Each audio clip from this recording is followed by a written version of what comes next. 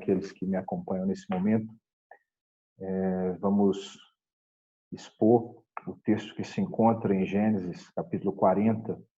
Eu delimitei como perícope para essa pregação o texto que vai do verso 1 ao verso 8.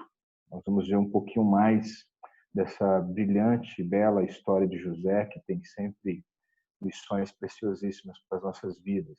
Peço que vocês acompanhem comigo essa leitura, então, de Gênesis 40, de 1 a 8, que diz: Passadas estas coisas, aconteceu que o mordomo do rei do Egito e o padeiro ofenderam o seu senhor, o rei do Egito. Indignou-se Faraó contra os seus dois oficiais, o copeiro-chefe e o padeiro-chefe, e mandou detê-los na casa do comandante da guarda, no cárcere onde José estava preso. O comandante da guarda pô-los a cargo de José para que o servisse, e por algum tempo estiveram na prisão. Ambos sonharam cada um o seu sonho na mesma noite, cada sonho com a sua própria significação. O copeiro e o padeiro do rei do Egito, que se achavam encarcerados. Vindo José pela manhã, viu-os, e eis que estavam turbados. Então perguntou aos oficiais de Faraó, que com ele estavam no cárcere da casa do seu senhor: Por que tendes hoje triste o seu semblante? Eles responderam: Tivemos um sonho, não há quem o possa interpretar. Disse-lhes José: Porventura não pertencem a Deus as interpretações? Contai-me o sonho. Oremos. Deus amado, nós agradecemos o privilégio que temos de poder abrir a sua palavra e de poder buscar nessa palavra, Senhor Deus, o alimento tão necessário para as nossas vidas. O Senhor nos abençoe aqui agora, durante esse sermão, para que a tua palavra fale aos corações daqueles que ouvirem, assim como tem falado ao meu a cada dia. Em nome de Jesus, eu oro e agradeço. Amém. Irmãos, eu tenho uma formação na área financeira, e embora seja uma formação mais na área administrativa das empresas, tenho trabalhado por muitos anos nesse contexto, eu tenho algum conhecimento também do mercado financeiro, embora essa não seja a minha formação. E eu poderia dizer de forma simplista, bem simplista, que existem dois perfis quando se trata de investimentos. O primeiro é o chamado especulador, que é aquele que espera obter os maiores ganhos possíveis num tempo menor. E por isso ele se expõe mais aos riscos, né? Ele está disposto a correr riscos maiores para obter lucros maiores. Isso faz com que ele ande conforme as oscilações do mercado. Ele precisa estar atento a tudo a todo tempo, né? Ele busca oportunidades. Então, se acontece uma notícia, seja ela boa ou ruim, hoje em dia, no mundo globalizado que vivemos, ela faz com que o mercado financeiro oscile, né? A bolsa cai ou sobe de acordo com essas notícias. E é de acordo com essa oscilação que o especulador busca agir. Então, por exemplo, recentemente tivemos várias notícias de demissões de ministros, né? E isso fez com que o mercado fosse abalado por isso. Então, esse especulador age a partir disso, buscando essas oportunidades. Por outro lado, nós temos o chamado investidor.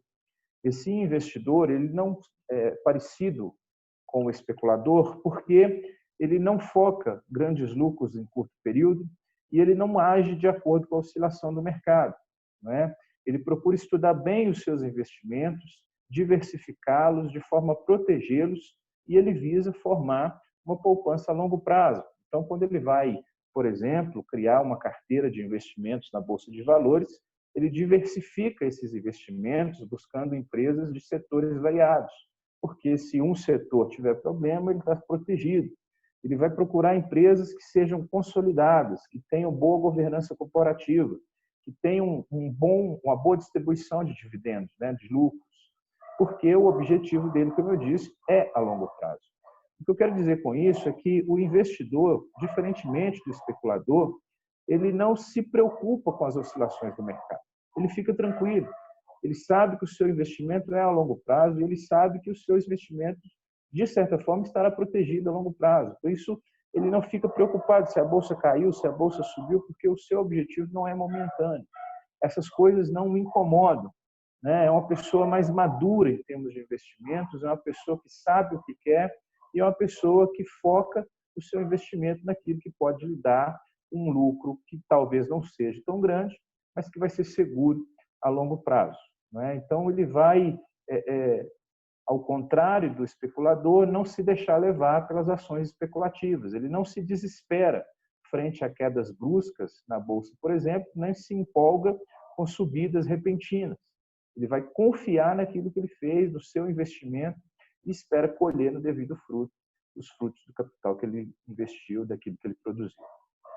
Nós vemos, desde essa série de pregações em Gênesis que nós temos feito, que Deus, desde o início, de forma soberana, ele tem mantido tudo sob seu controle, não é? Então, desde o início de Gênesis, nós vimos que Deus criou o homem à sua imagem e semelhança e o colocou como regente de toda a criação. Deus submeteu esse homem a um teste, não é? O teste era não comer da árvore do conhecimento do bem e do mal, como está registrado em Gênesis 2. E o primeiro Adão falhou. Ele escolheu os seus próprios desígnios e ele recebeu a justa punição, a morte em todas as suas esferas. Mas, principalmente, essa punição veio no rompimento com a fonte da vida, que é Deus. Imediatamente, Deus atua através do pacto da graça, que é decretado na eternidade pela Trindade Santa, através do pacto da redenção. Deus escolhe para si um povo e condesurá esse povo de forma soberana e ainda disse que o descendente da mulher esmagaria a cabeça da serpente, conforme registrado em Gênesis 3,15. Nós vemos a soberania de Deus ao longo do livro de Gênesis, no estabelecimento das alianças.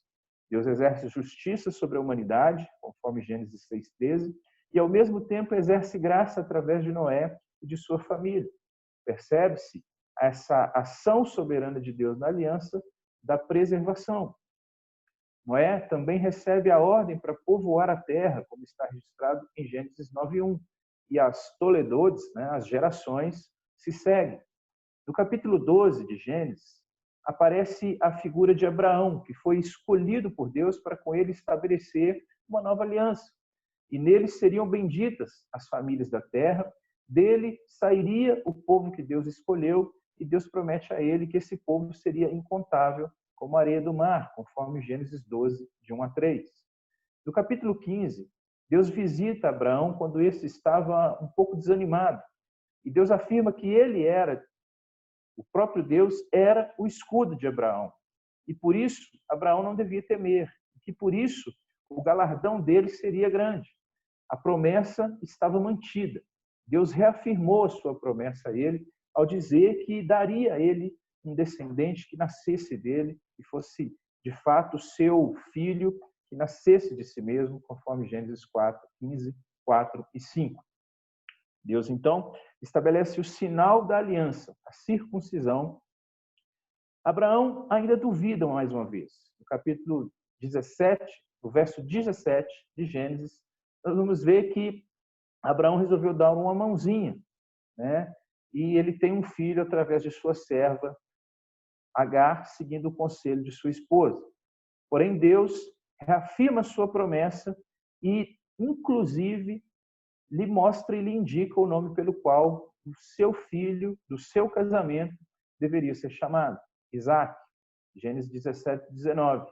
E diz que com ele, Isaac, seria estabelecida a aliança feita com Abraão.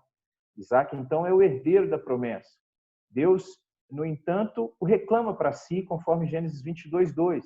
E Abraão fielmente obedece e confia que Deus agiria, como de fato agiu.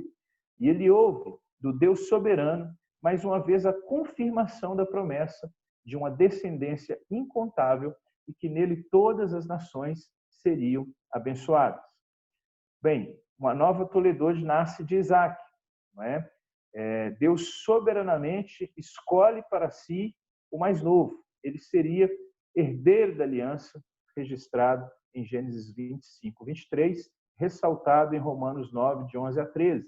Os gêmeos ainda nem haviam nascido para que fizessem qualquer coisa, boa ou ruim, mas a palavra de Deus diz que Deus amou Jacó e odiou Esaú. Um salto na história do livro de Gênesis, nós já encontramos Jacó com seus 12 filhos, não é? E com eles retoma para a terra dos seus pais. Capítulo 30.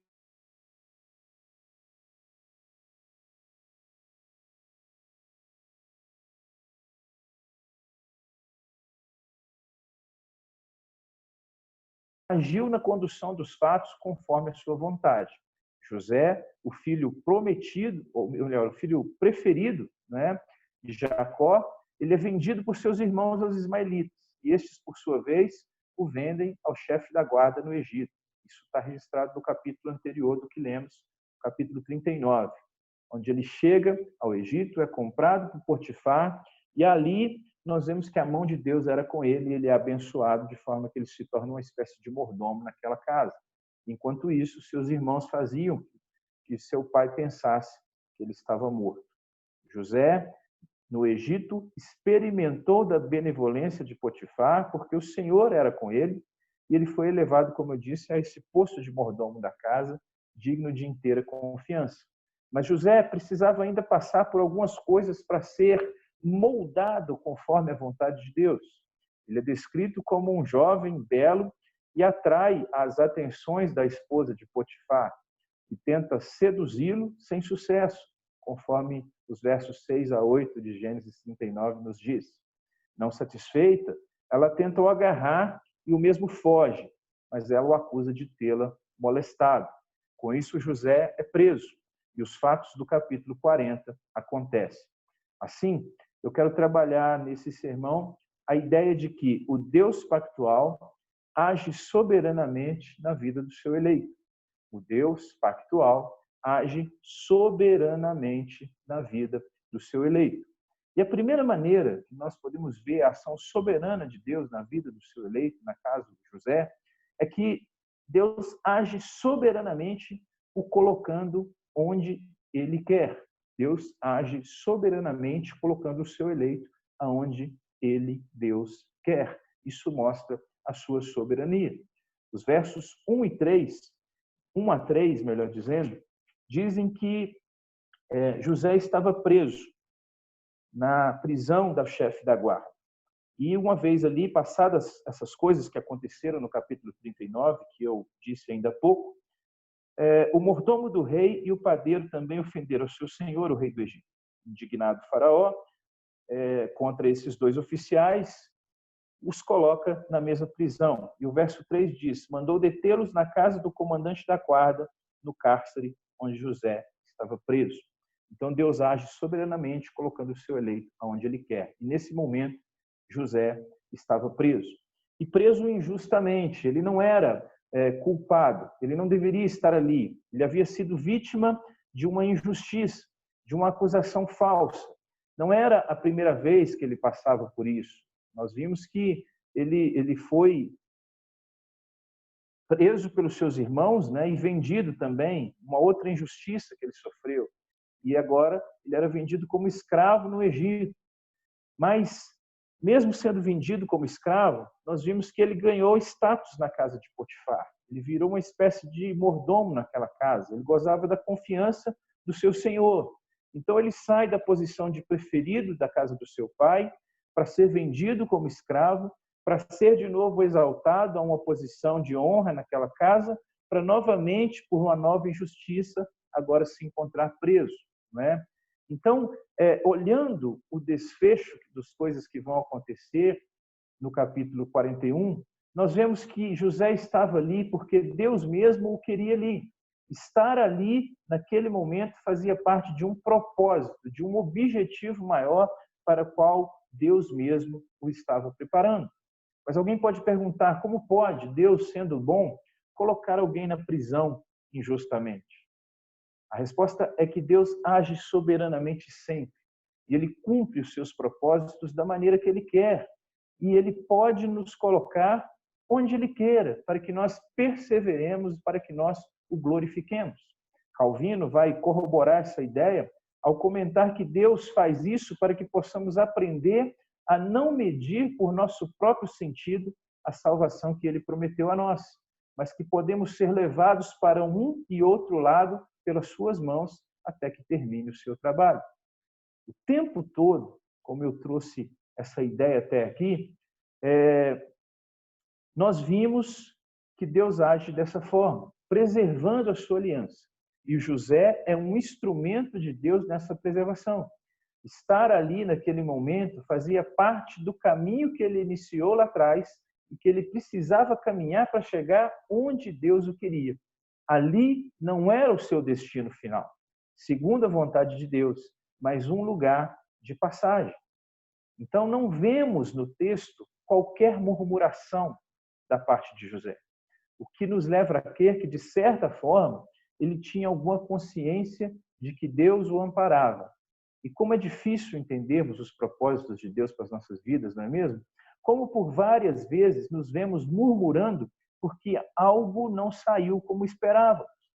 Talvez você tenha perdido um bom emprego, a qual você não esperava que acontecesse, ou não conseguiu aquele emprego que estava quase ali, que faltava bem pouquinho e era o seu sonho. Ou talvez você tenha que enfrentar uma doença em sua vida, na vida de algum familiar, de forma inesperada. Quais os propósitos disso tudo? Ainda que não saibamos, como servos do Senhor, nós temos que confiar nos seus desígnios. Paulo, em 1 Coríntios 11, 24 a 28, descreve tudo o que ele teve que enfrentar, mesmo sendo um servo fiel a Deus. Davi também foi ungido rei por Samuel, conforme registrado em 1 Samuel 16, 13, mas antes que ele pudesse reinar, esteve em situações difíceis de perseguição e risco de morte. Deus, em ambos os casos, foi soberano e disse a Paulo: a minha graça te basta, e disse a Davi: eu estabelecerei para sempre o trono do teu reino. Talvez o lugar onde você esteja agora seja um lugar de espera. Abraão foi chamado por Deus para deixar a sua terra e ir para um lugar onde Deus haveria de mostrá-lo, e dele sairia uma grande nação. Quantos anos se passaram até que essa promessa pudesse se cumprir? Abraão teve de esperar, Isaac teve de esperar por um filho, pois Rebeca era estéril, Jacó teve que esperar para ter a sua amada Raquel, e José esperou por muito tempo em Deus para chegar onde deveria. Deus pode nos colocar em qualquer lugar, em qualquer situação, conforme a sua própria vontade. Porém, meus queridos, há um lugar em que nós deveríamos estar, por nossa culpa, por nossas obras, na cruz, recebendo a justa punição pelos nossos pecados. Mas lá, Deus não nos colocou. Lá, Jesus, cumprindo o eterno decreto da redenção, ocupou esse lugar por nós. E se ele ocupou esse lugar que era nosso, nós podemos estar em qualquer lugar que Deus nos colocar, sabendo que todas as coisas cooperam para o bem daqueles que amam a Deus, conforme Romanos 8, 28. Segunda maneira que nós vemos Deus agindo soberanamente na vida do seu eleito, através do que o texto nos mostra, está nos versos 5 a 7. E Deus age soberanamente colocando pessoas ao lado do seu eleito. Deus age soberanamente colocando pessoas ao lado do seu eleito, e isto nos mostra a provisão de Deus. O texto diz que ambos, o comandante da guarda, ou melhor, o padeiro e o copeiro sonharam um sonho na mesma noite, cada sonho com a sua própria significação. O copeiro e o padeiro do rei do Egito que se achavam ali encarcerados. E vindo José pela manhã, viu-os e eis que estavam turbados, e perguntou aos oficiais de Faraó que estavam com ele no cárcere, não é? Por que tendes hoje triste o seu semblante? Deus age soberanamente na vida do seu eleito, colocando pessoas ao seu redor.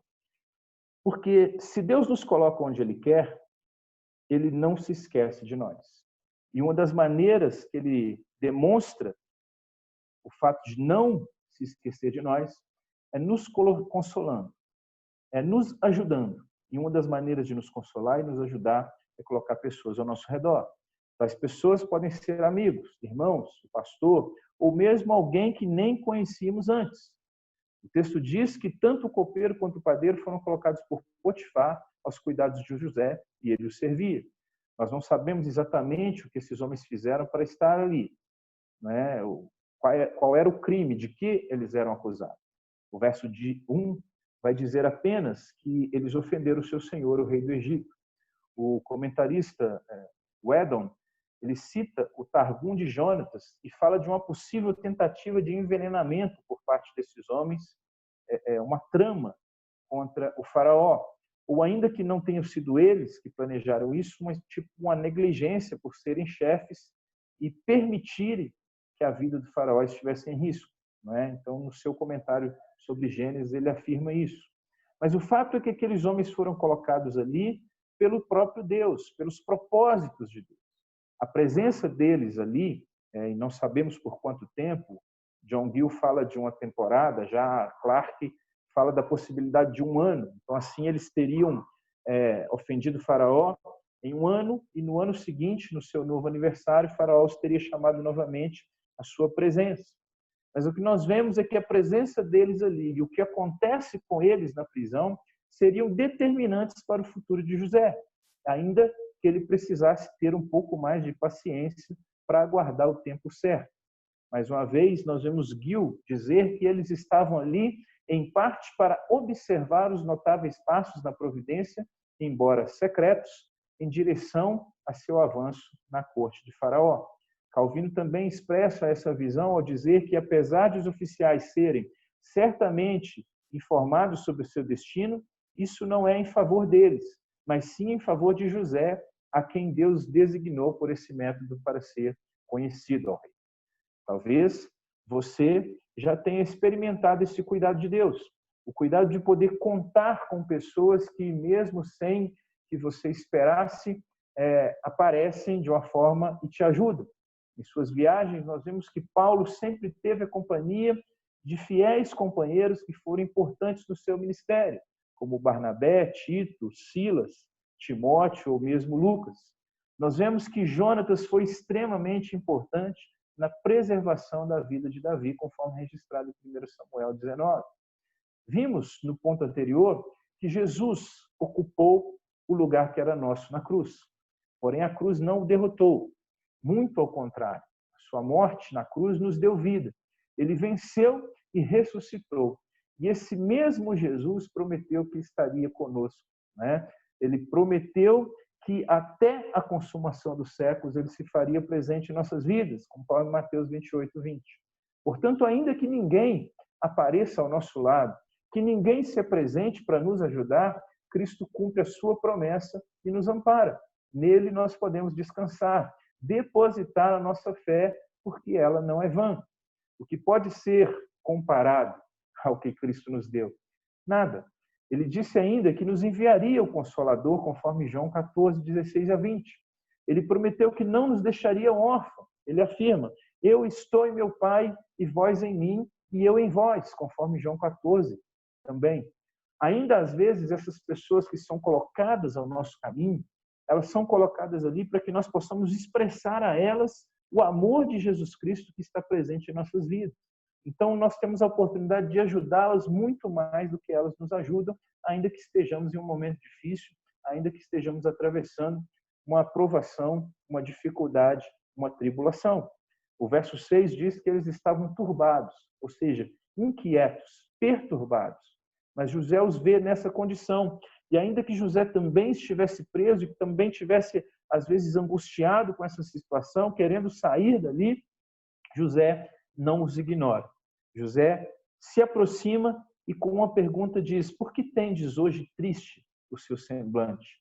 Nas palavras de Calvino, esse é o jeito que o sofrimento gera simpatia. Deus nos exercita, mesmo em meio a sofrimentos, a ter compaixão da miséria alheia.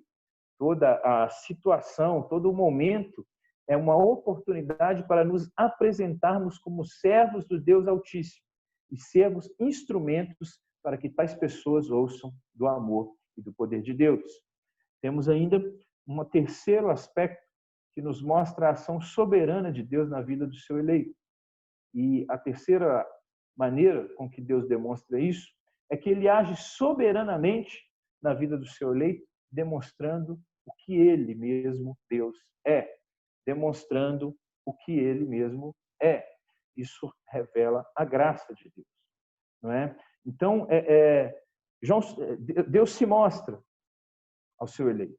Certamente José conhecia o Iavé, o Deus de Abraão, de Isaac, de Jacó, e certamente ele ouviu as histórias da atuação de Deus ao longo, desde a criação até aquele momento. Certamente o seu pai, o seu avô lhe contaram essas histórias de como Deus criou todas as coisas, né? De como ele executou justiça e graça sobre a terra através do dilúvio e preservou a família de Noé, de como ele ouviu de Abraão, que como Abraão foi chamado, né, a deixar a sua terra e que obedeceu e creu e confiou nessa promessa e foi abençoado.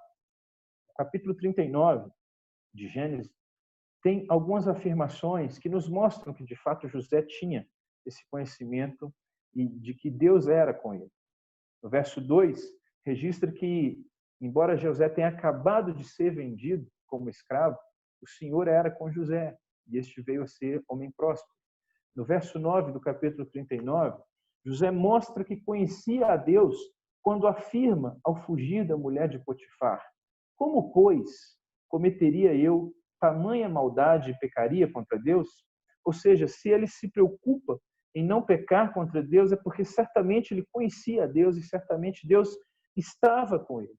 Então Deus age soberanamente na vida do seu eleito, se mostrando a esse eleito, mostrando de fato quem ele é. E José entendia isso. Entendia que Deus exige obediência e por isso ele foge daquela situação e ele prefere não pecar, né? Nós vamos ver que no verso 21 do mesmo capítulo 39, quando José é lançado na prisão, a expressão que vem é: o Senhor, porém, era com José e lhe foi benigno, e lhe deu mercê perante o carcereiro. E essa ideia é reforçada ainda no verso 23, encerrando o capítulo 39. O Senhor era com ele e tudo o que ele fazia, o Senhor prosperava. Nós podemos concluir com tudo isso que o Senhor estava com José em todo o tempo e que por isso José o conhecia. E sua resposta aos servos de Faraó, no capítulo 8, do verso 40, deixa isso bem claro. José diz a eles: porventura não pertence a Deus as interpretações? E o motivo de José dizer isso é porque Deus havia se mostrado a José ao longo de toda a caminhada. E embora José estivesse atravessando um momento difícil, e embora ele já tivesse sido exaltado algumas vezes, humilhado outras vezes, ele não se esquecia de quem Deus é. E ele sabia que Deus poderia dar a resposta que aqueles homens estavam precisando. Adam Clarke afirma sobre essa resposta de José ao padeiro e ao copeiro o seguinte: somente Deus, o Ser Supremo, sabe o que há no futuro. E se ele enviou um sonho significativo, somente ele pode dar a solução. E José tinha a firme convicção disso. Ele tinha a fé firmada em Deus, porque ele o conhecia e sabia que não há limites para o seu poder, não há impossíveis para ele. No capítulo 41, se os irmãos seguirem a leitura, vão poder ver que o próprio faraó do Egito reconheceria a ação de Deus na vida de José. José viveu muito ainda antes de experimentar esse momento. Ele teve que aguardar um pouco, mas a fé dele nunca foi abalada. E é interessante perceber que José viveu antes de Jesus. Então a sua fé apontava para promessas, né? A sua fé apontava para um futuro. E é um privilégio nosso conhecer a Cristo.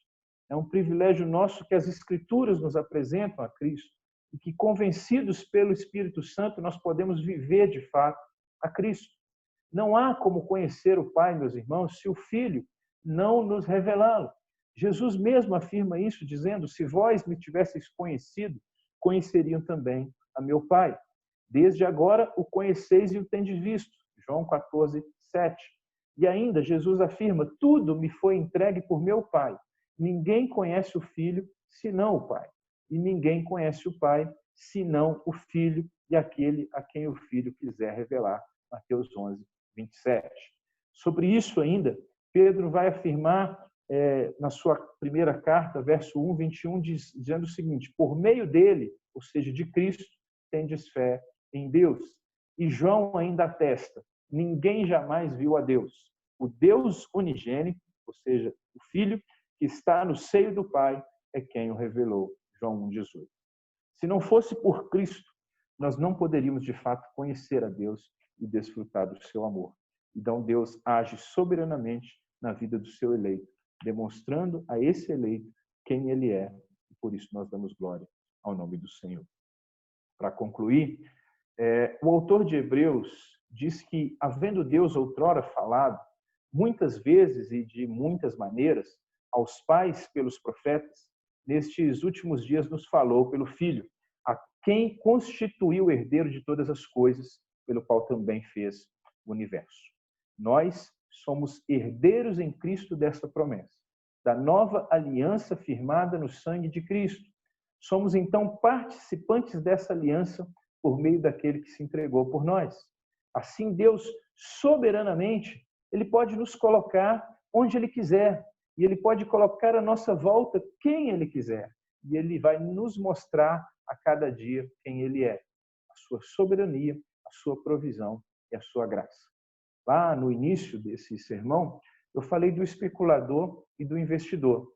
Nossa caminhada como eleitos de Deus, nós devemos agir como aquele que tem o perfil do investidor, que se não se deixa levar pelas intempéries do mercado, não se deixa abalar pelas oscilações do mercado, pelas ondas de sobe e desce do mercado, provocadas pelos movimentos especulativos, pelas notícias que surgem a cada momento, pelas situações mais diversas.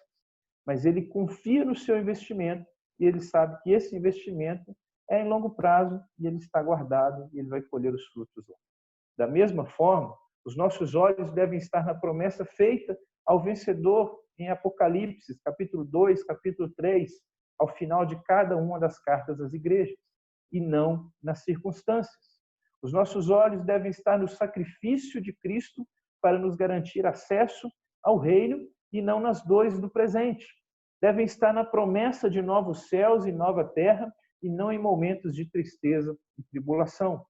Não acumuleis para vós outros tesouros sobre a terra, onde a traça e a ferrugem corroem, onde ladrões escavam e roubam, mas ajuntai para vós outros tesouros no céu, onde nem a traça, nem a ferrugem corrói, e onde os ladrões não escavam nem roubam, porque onde está o teu tesouro, aí está também o teu coração. Esse texto é de Mateus 6, 19 a 21. Os tesouros acumulados no céu não podem ser destruídos pelas coisas desse mundo, porque a garantia que nós temos não é algo que pertence a esse mundo, não é algo que sofra oscilações do mercado, digamos assim, espiritual, daquilo que está ao nosso redor, das circunstâncias que nos cercam, não é? Ou de uma inaptidão administrativa nossa. Mas a garantia que nós temos unicamente é que que nós recebemos, né?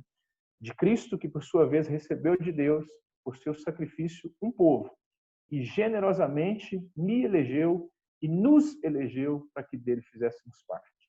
Porque eu sei em quem eu tenho crido, e estou bem certo de que ele é poderoso para guardar o meu depósito até aquele dia. 1 Timóteo 1:12. José foi colocado naquela prisão por Deus. Aqueles homens foram colocados ali também por Deus. José sabia quem era Deus e ele esteve ali ainda por mais 2 anos, até que tivesse a chance de interpretar os sonhos de Faraó. O capítulo 40 relata que os sonhos do copeiro e do padeiro se cumpriram, conforme a interpretação que Deus dera a José. E Deus soberanamente agiu na vida do seu eleito, como age em nossos dias. E por isso nós devemos dar glória a Deus por sua soberania. Gostaria de orar mais uma vez para que a gente pudesse encerrar. Deus Santo, nós cremos que Tu és soberano.